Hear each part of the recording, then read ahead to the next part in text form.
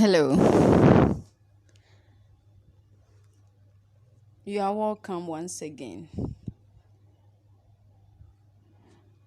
For today's lesson, we are going to look at phrases again, or a phrase, to just end up with the lesson we started last week. So I'm going to take you through the ones we left out. I think last week we learnt about three of them. We learnt about adjectival phrase or adjective phrase, a noun phrase, and a verb phrase. We also define what a phrase is. I hope we cannot remember. We define what a phrase is. We looked at some examples of phrases. And for adjective last week, we learned that we should be able to identify phrases in context and then the types of phrases in context. So we have the same objective for our lesson today. So for our lesson today, we want to identify phrases in context. Then also look at types of phrases in context. So the student should be able to tell that the underlined group of words is this type of phrase.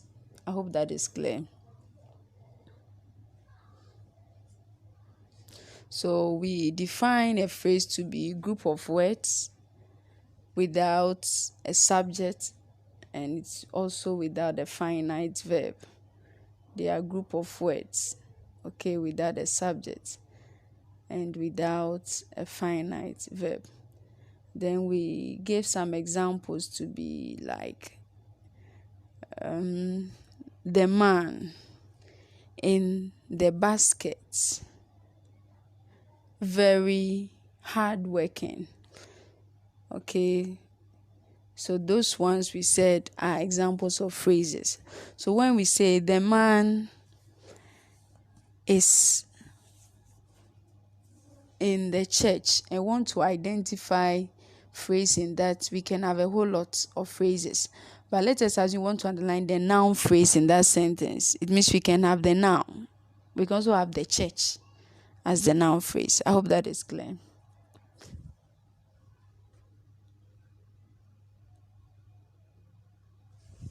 Okay, so that was it about noun phrase. Okay, so I believe that we can identify. If you ask to identify prepositional phrase in a sentence, you should be able to do that. We said that the position becomes the head of whatever you are going to underline to represent the prepositional phrase.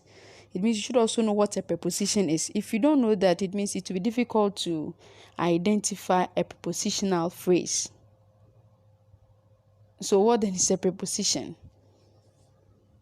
All right, so a preposition tells the position of an object, of a noun or pronoun. Okay, it can be of a thing, of an object. Preposition will tell the position.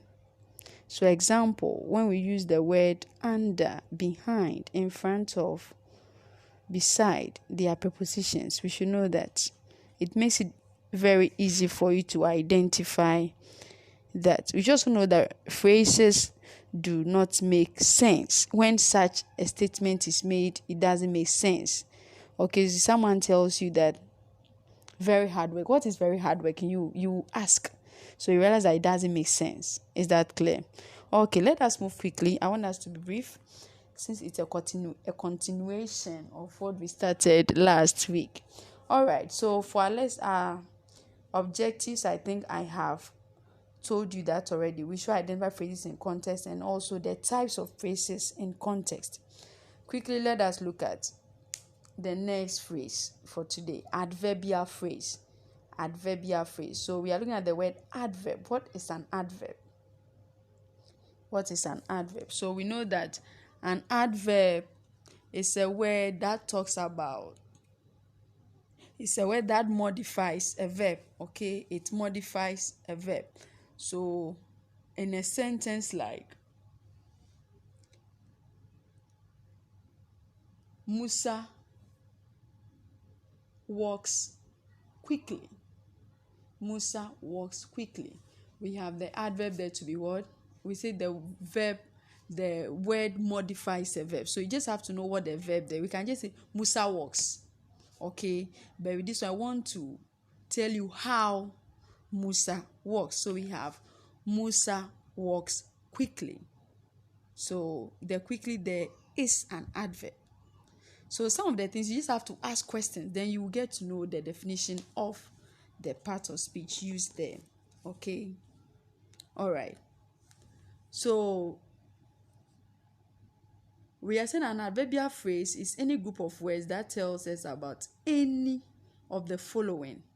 It talks about time, it talks about place, it talks about manner, it talks about reason, it talks about comparison. So it will tell us the time when the thing happened. So he was here in the afternoon. The afternoon there is an adverb. It tells us what when the thing happened or when the person came. Then we also have place, where. Okay. So when we also talk about how the thing is done, it is an adverb. The manner, it expresses manner. So she laughs loudly. The loud is telling us the manner in which the person laughed. Then we have adverb of reason. Why something is done. Adverb of reason. Okay.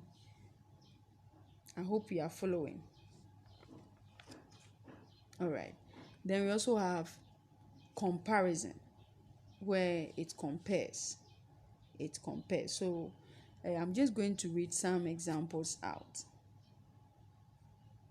So adverbial phrase, we said that is when we have group of words without a final verb and it tell us about any of the following: expressing time, place, manner, why, reason, and then comparison.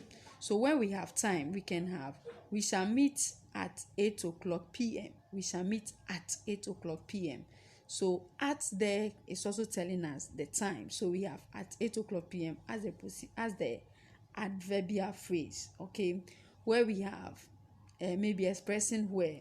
A lot of people have gathered at the marketplace. Where? At the marketplace. So you ask the question and then so where did they gather? At the marketplace. Is that clear? All right.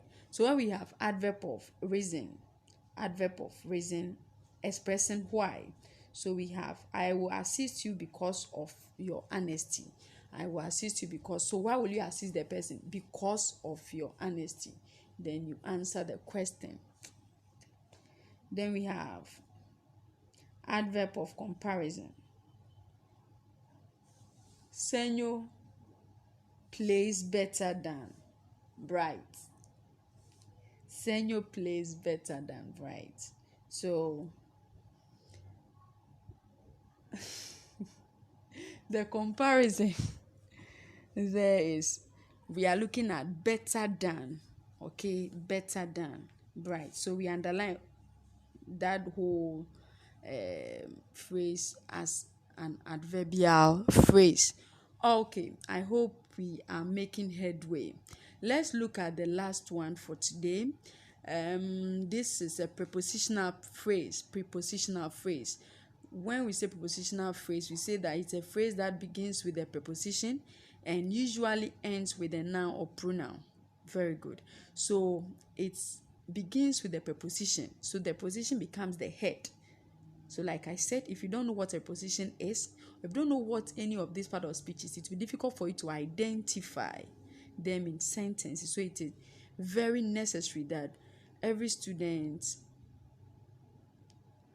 is familiar with parts of speech. All right. So let's look at the examples there. Under the table. So where? Under the table. In the room. On the chair. After the test. So the child makes a sentence. I'll meet you after the test. When will the teacher meet you? After the test. Is that clear? So when you begin to ask questions, you get to know or fish out the right preposition to use. Hope you can give more examples on your own. Expressing prepositional phrase. Okay. Now, one thing about this phrase is that you should practice more. The more you practice, and this is how you practice. When you are reading a novel, you're reading a story, try to be conscious of what you read. And as you read, you just ask yourself, what sentence is okay? Then you begin to, so you get familiar with it. Do you understand? And it also makes you learn how to use them properly in constructing your sentences and also enrich your vocabulary. All right. So this is where we end our lesson. Briefly, we have talked about two types, we've had a continuation of the lesson where we were introduced to two other phrases. We had the adverbial phrase and then the positional phrase. And we said that with adverbial phrase, we have it telling us about time, place, manner, reason, and then comparison. We can also have it as in concession, okay, where it's introduced by indicators as though, even though. Yes, we will go into detail when we meet again. So then we also looked at the positional phrase, where we looked at some examples to be under the table, in the room, on the chair, after the test, telling us that indeed prepositional phrase, or just like every other phrases, they will be the head of whatever you want to underline. So it will be very prudent for everyone to know what a preposition is, what an adverb is, what a noun is, what a pronoun, whatever is, so that you will be able to underline phrases or the types of phrases when you are asked to do so.